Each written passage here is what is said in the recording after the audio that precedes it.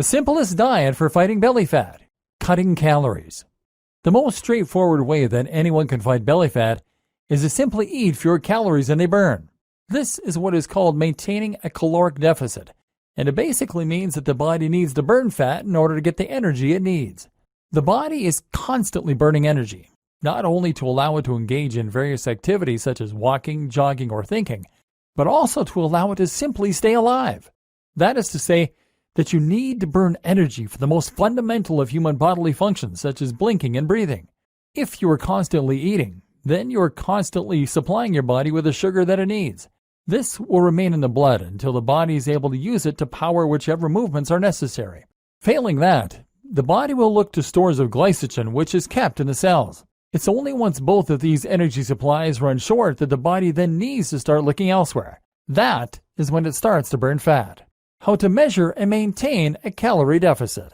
If you want to measure and maintain a calorie deficit, then you need to first calculate how many calories your body burns in a given day. This means looking at the number of calories that you burn while active, called your basal metabolic rate, and then looking at how much exercise you do on top of this, making your AMR or active metabolic rate. There are plenty of different calculations out there for getting a rough estimate of these numbers. Ultimately, though, it is actually more effective in most cases to try and work this out using a fitness tracker. While calculations can be useful, they don't allow for variations from one day to the next. Most of us will find that our active metabolic rate varies tremendously throughout the week, and this, of course, has a big impact on how much you should be eating.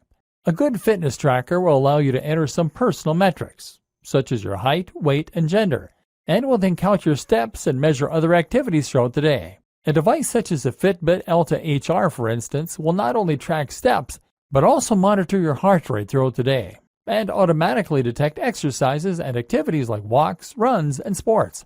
Using this data, you can then get a much more accurate picture of how many calories you burn daily. From there, you can start calculating how many calories are going in.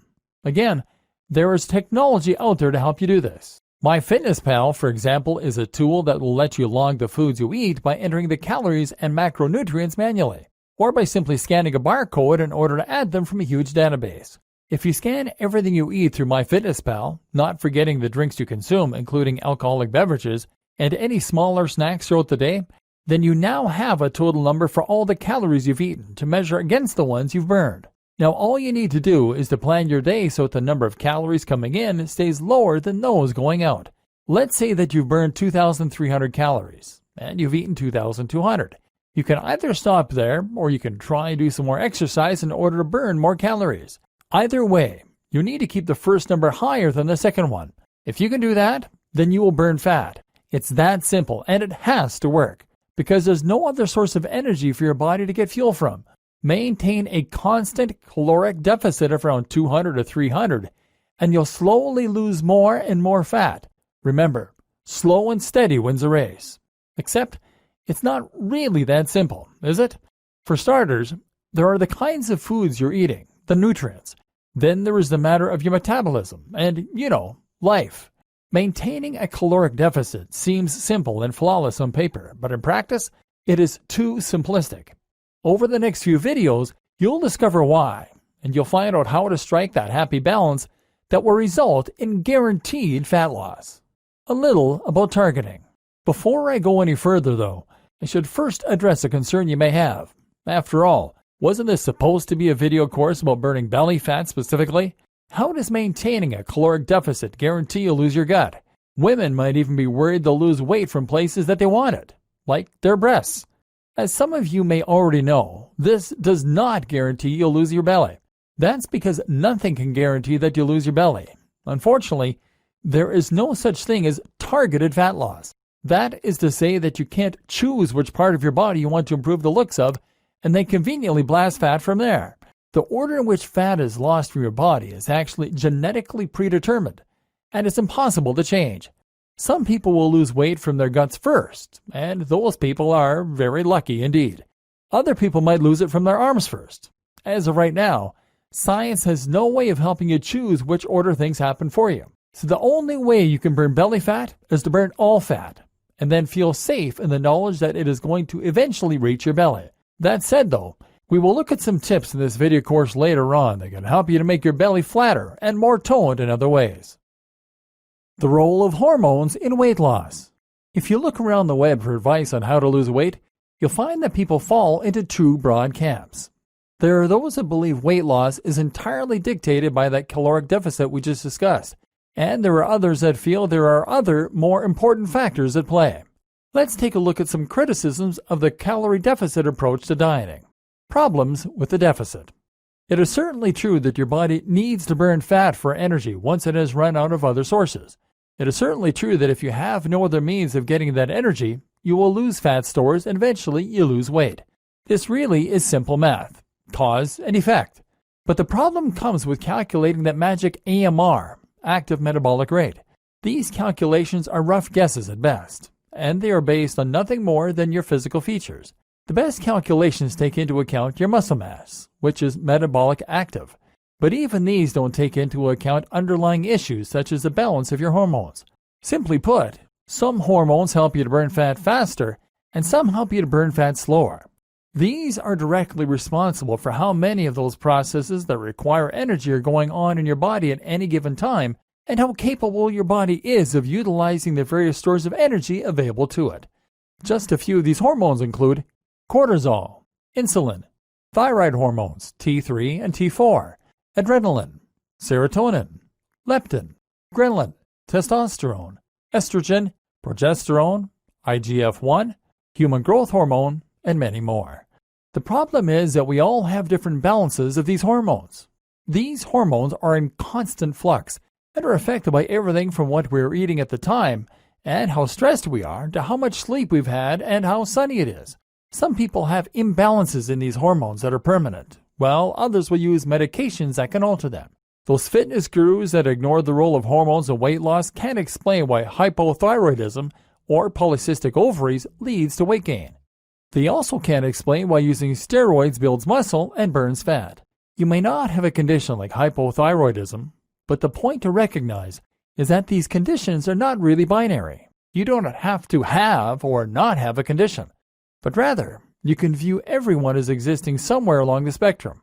You might have a slightly lower production of thyroid hormones than someone else, or you might be higher in testosterone.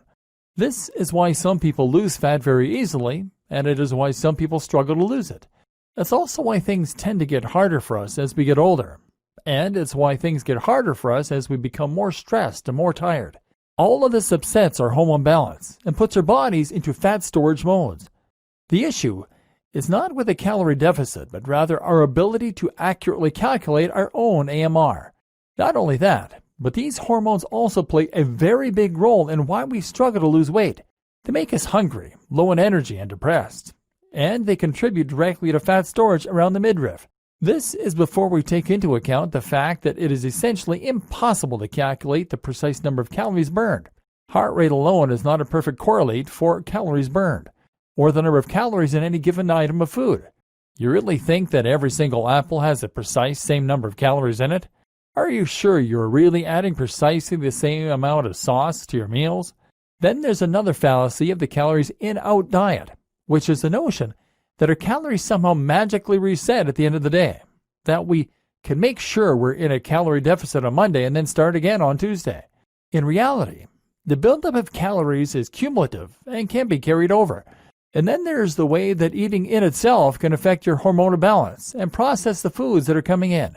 The cycles of the body. Not only does everyone have different balances of hormones in the long term, but we all also go through cycles where different hormones peak. This is useful information to know if you want to try and make it as easy as possible to encourage weight loss, because it means you can time your consumption of food to coincide with points when your metabolism is fastest. And you can try to diet the hardest at points when you're less likely to be hungry. For example, when you wake up first thing in the morning, your body is in a fasted state.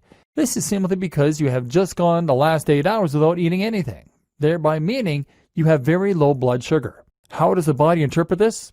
It interprets it as danger. In other words, your body will now react by telling you need to eat, and you need to eat fast. If you don't get food into your system quickly, then you might starve. Remember, as far as your body is concerned, you're still surviving out in the wild. Thus, Your low blood sugar will trigger a release of cortisol, the stress hormones that will motivate you to go and find food. This is also what makes us grumpy in the morning.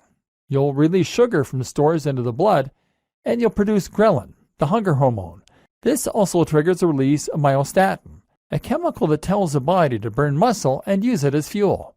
In other words, you're now in a catabolic state. This is further enhanced by the light coming in through the window, which wakes us by triggering the release of cortisol and nitric oxide in the brain.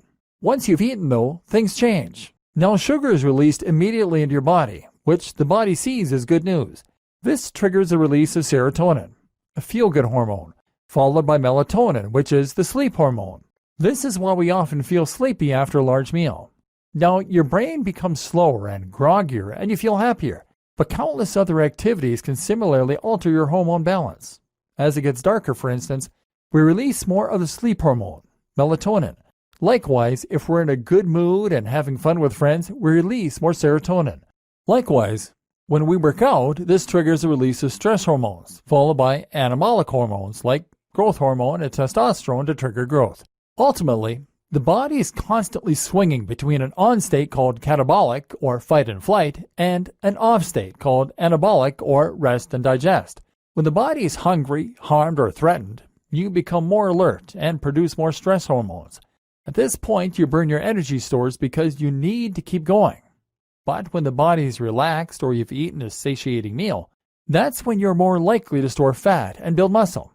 The issue is where the next huge factor comes in: lifestyle.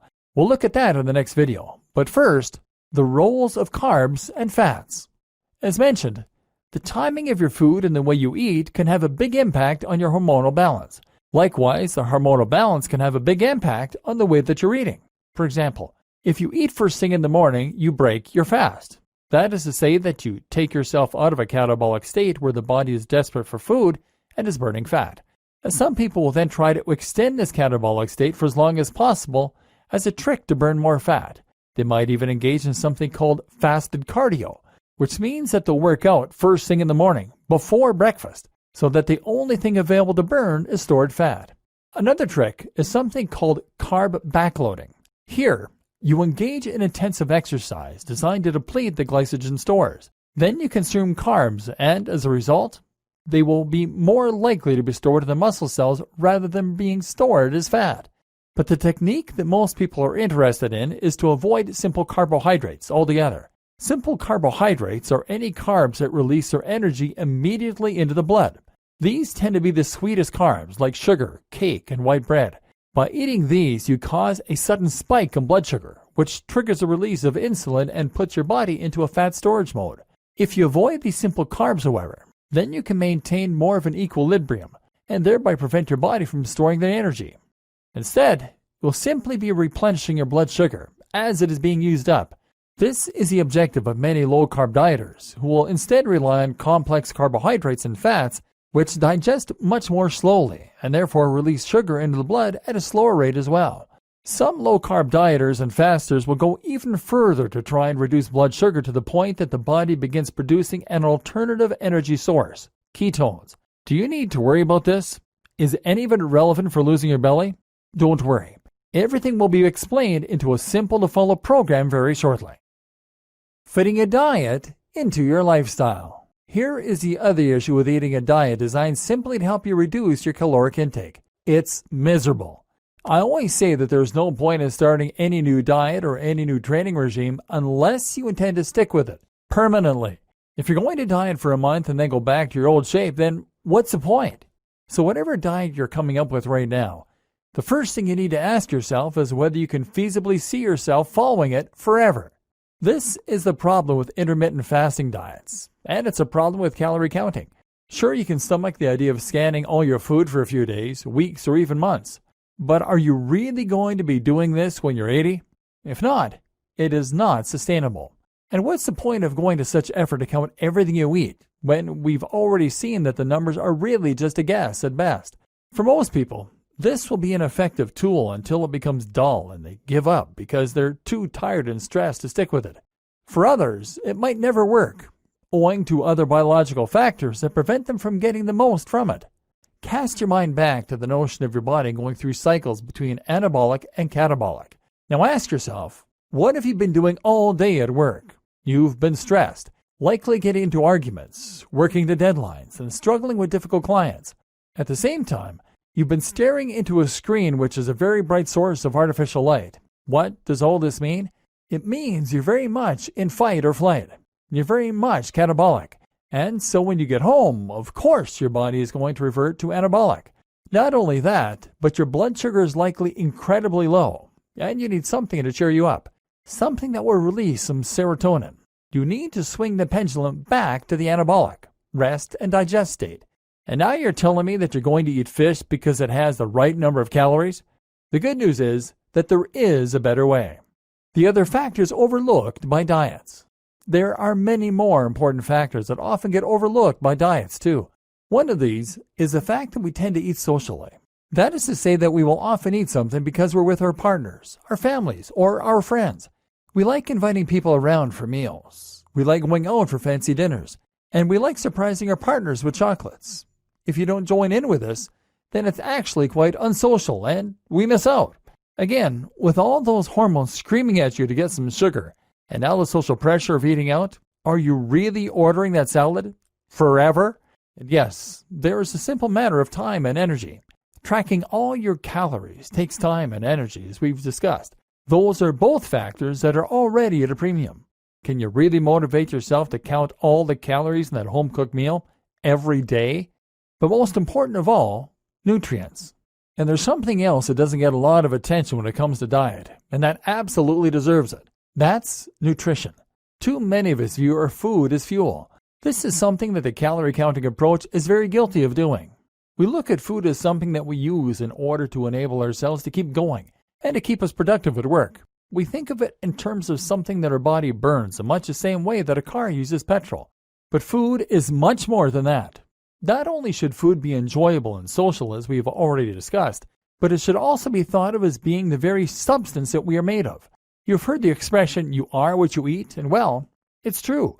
When you consume amino acids from nutrients, your body actually reconstitutes those in order to build your muscle and skin. You are literally recycling the parts of dead animals and plants in order to rebuild your own tissue.